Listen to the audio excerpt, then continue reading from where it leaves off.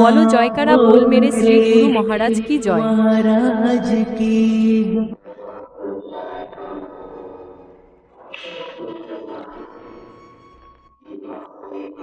সৎপুরুষরা গুরুবাক্য বর্ণনা করে বলেন যে, নিজের অন্তরে সদ্গুরুর চিন্তা করো এবং জিহ্বা দিয়ে তার নাম উচ্চারণ করো, নয়ন দিয়ে সদ্গুরু দয়ালের দর্শন করো এবং কান দিয়ে সর্বদা তার পবিত্র নাম ও মহিমা শোনো।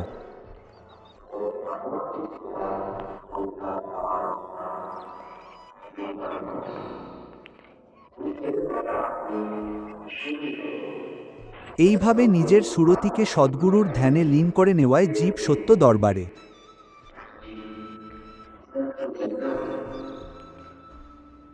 স্থান লাভ করে নেয়, নিজের জীবনকে চিরতরে সফল করে নেয়।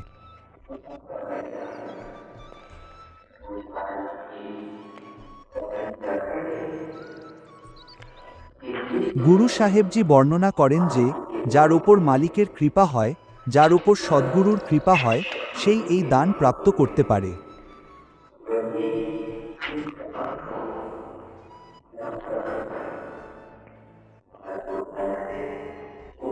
কিন্তু এমন উত্তম পুরুষ জগতে খুব বিরলই হয়ে থাকে।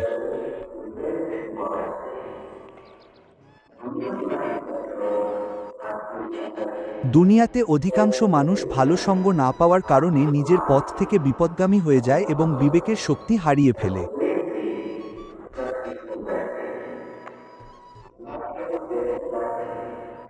ভাগ্য উদয় হলে গুরুমুখদের সঙ্গ পাওয়া যায় এবং সত্য অসত্য বোঝার বিবেক বুদ্ধি লাভ হয়। এইভাবে সদ্গুরুর বচন অনুসারে সৎসঙ্গের মাধ্যমে সৎখণ্ডের দিকে এগিয়ে মানুষ চিরস্থায়ী সুখ লাভ করে। সত্য মিথ্যার পার্থক্য বুঝে দৃঢ় সংকল্পের সাথে সত্য ও আধ্যাত্মিকতার দিকে পা বাড়ানোতেই জীবনের সার্থকতা।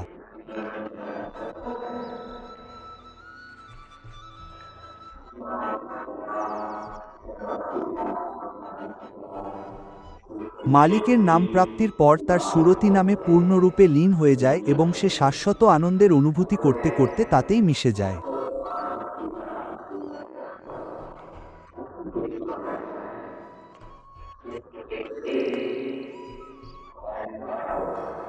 এর বিপরীতে অহংকারবশত আমি আমার মধ্যে ডুবে থাকা জীবদের ভারী ক্ষতি সহ্য করতে হয় এবং তাদের হাতে কিছুই আসে না।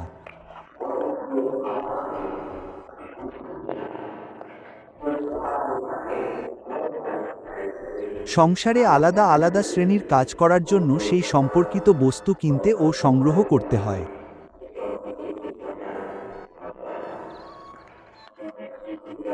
যেমন চাষের কাজ যারা করে তাদের বলদ, লাঙ্গল, বীজ ইত্যাদি সংগ্রহ করতে হয়। কাপড় ব্যবসায়ীকে গজ এবং কাপড় ইত্যাদি নিতে হয়। ঠিক একইভাবে বৈদ্যকে ওষুধ রাখতে হয়। তেমনি সত্য প্রাপ্তি করতে ইচ্ছুক ব্যক্তিকে সৎপুরুষদের সঙ্গতি অত্যন্ত অপরিহার্য এবং তাদের বচনের উপর পূর্ণ আস্থা রাখলেই লাভ পাওয়া যায়।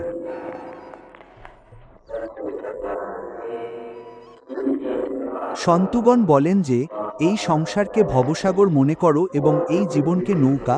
যদি নৌকা পানির ওপরে চলে তবে তা ভাসবে এবং তাতে বসে থাকা যাত্রীরাও পার হয়ে যাবে।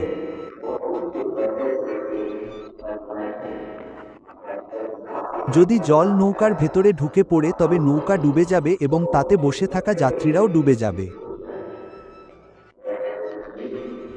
ঠিক তেমনি জীব সংসারে থাকলে কোনো সমস্যা নেই, কিন্তু সংসারকে নিজের হৃদয়ে স্থান দিও না।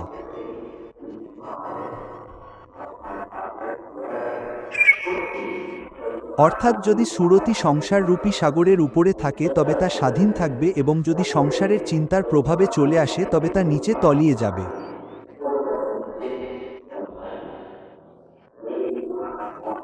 একজন মানুষ মোটরে বসে সফর করে আর অন্য একজন মানুষের ওপর দিয়ে মোটর চলে যায়, তবে এই দুই পরিস্থিতির মধ্যে কত পার্থক্য হবে?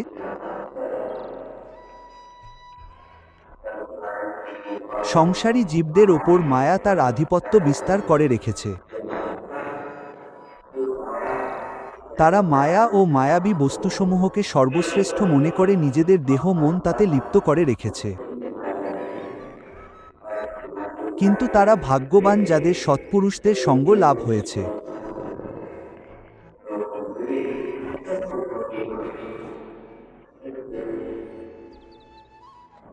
কারণ তারা সৎপুরুষদের বাণী হৃদয়ে ধারণ করে অসত্য পদার্থ ত্যাগ করে এবং সত্য বস্তু যা প্রভুর নাম তার নিয়মিত অনুশীলনের মাধ্যমে পরম আনন্দ ও পরম শান্তি অনুভব করে।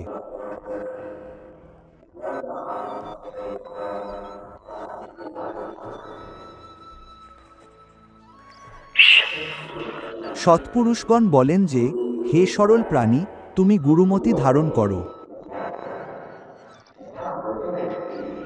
এর অর্থ হল তাদের শরণাপন্ন হয়ে তাদের সৎ উপদেশের ওপর আচরণ করো।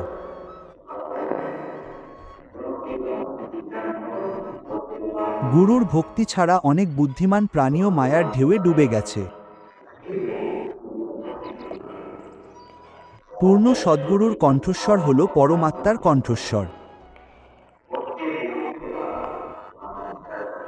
তাদের আদেশের অনুধ্যান করলে তারা স্বয়ং আপনার রক্ষা করবেন এবং কোনো দুঃখ, কষ্ট বা ক্লেশ আপনার কাছে আসতে পারবে না।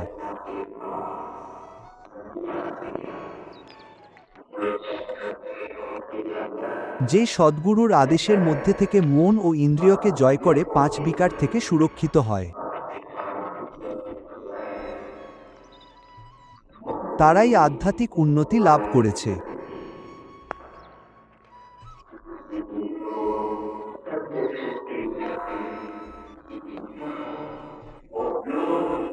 তাই যার প্রকৃত সুখ প্রাপ্তির ইচ্ছা আছে এবং যে মানুষের জন্মের সার্থকতা চায়, সে যেন মনমতি ত্যাগ করে গুরুমতি গ্রহণ করে, তাহলে প্রকৃতির সকল শক্তি তাকে সহায়তা করবে এবং সে ইহলোকেও সুখী থাকবে ও তার পরলোকও সুখময় হবে।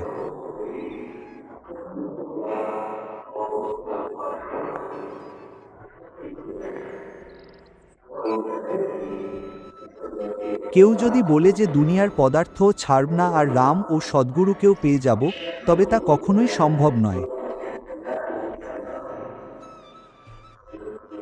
এক শেঠ তার মুদি দোকানে বসেছিলেন। তিনি চাকরকে আদেশ দিলেন যে চিনির ডিব্বা থেকে 1 পা চিনি নিয়ে এসো। চাকর ভেতরে গিয়ে দেখল যে ডিব্বাটি খালি পড়ে আছে। ভেতর থেকেই বলল যে, শেঠজি, এই ডিব্বাতে তো কেবল রামের নাম আছে। অন্য জায়গায় খোঁজার পরও সেখানে কিছুই পাওয়া গেল না। যেখানে কিছুই থাকে না, সেখানে রামের নাম থাকে। যেখানে আকাঙ্ক্ষা থাকে, সেখানে রামের নাম থাকতে পারে না। যার দুর্লভ রাম নাম পাওয়ার ইচ্ছা আছে, তার জন্য তাকে সর্বস্ব ত্যাগ করতে হবে।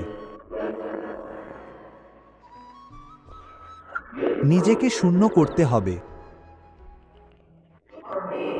নিজের হৃদয়ের ঘর পরিষ্কার করতে হবে। যখন আমি ছিলাম, তখন গুরু ছিলেন না। এখন গুরু আছেন, আমি নেই।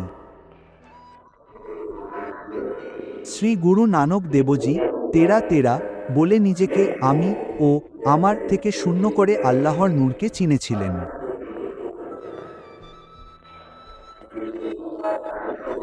যেমন বহু বছরের কঠোর পরিশ্রমের পর দুনিয়াবি ডিগ্রি অর্জন করা যায়,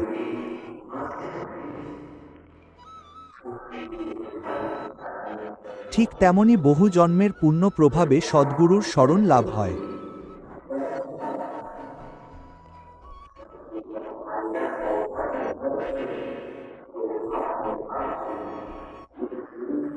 এত কষ্ট ও পরিশ্রমের পর হাতে আসা এই জিনিসের যত্ন গ্রহণকারীই বুদ্ধিমান, কারণ এটি সেই অমূল্য বস্তু যা রাজা মহারাজাদের ধনভাণ্ডার পেলেও পাওয়া সম্ভব নয়।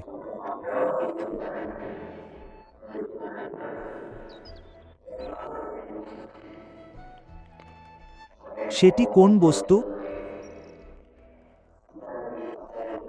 ধনী ধর্মদাসজি নিজের বাণীতে লিখেছেন,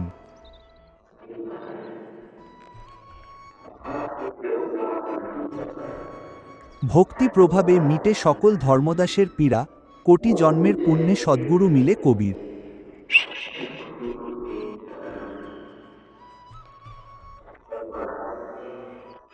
তিনি বলেন যে ভক্তির প্রভাবে আমার হৃদয়ের সকল যন্ত্রণা দূর হয়ে গেছে।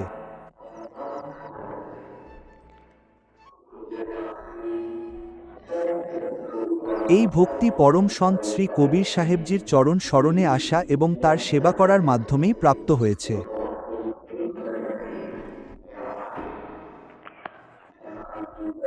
ভক্তির সর্বোত্তম সম্পদ হিসেবে গুরুমুখী ভক্তরা প্রায়শই এই মিনতি করে থাকেন, আমাকে ভক্তির দান দিন। হে গুরু, আপনি দেবতাদের দেবতা, আপনার সেবা ছাড়া আর কিছুই চাই না। ভক্তির অনেক অঙ্গ রয়েছে, যার মধ্যে প্রধান অঙ্গ হল সেবা।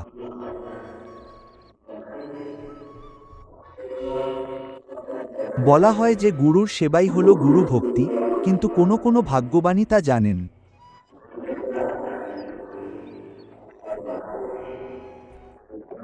তিনি বলেন যে গুরুর সেবাই গুরুভক্তি এবং তা খুব কম ভক্তই বুঝতে পারেন।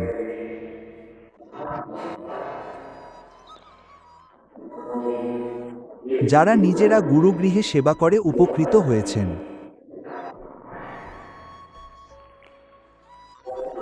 সেই গুরুমুখী ভক্তদের অভিজ্ঞতাপূর্ণ বাণী এই সত্যকে নিশ্চিত করে। সেবার মাধ্যমে মানুষের অন্তঃকরণ শুদ্ধ হয় এবং সেই নির্মল অন্তঃকরণেই জ্ঞানের প্রকাশ ঘটে।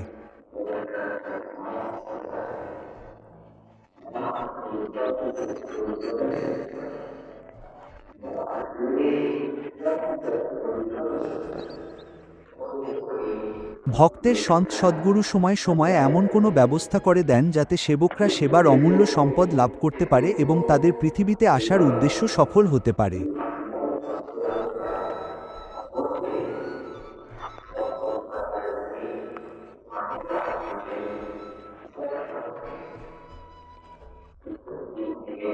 তাই একজন সেবকের সর্বদা কেবল সেবারই প্রার্থনা করা উচিত। বাকি সবকিছু তো সেবকের পেছনে আপনা আপনিই চলে আসে।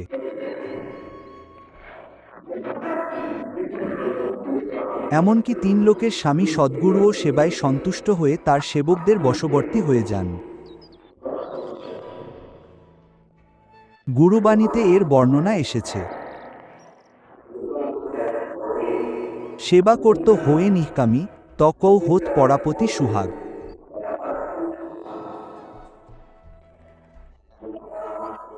নিষ্কাম সেবা করতে করতে একজন সেবক একদিন তার প্রভুর সঙ্গে মিলিত হয়,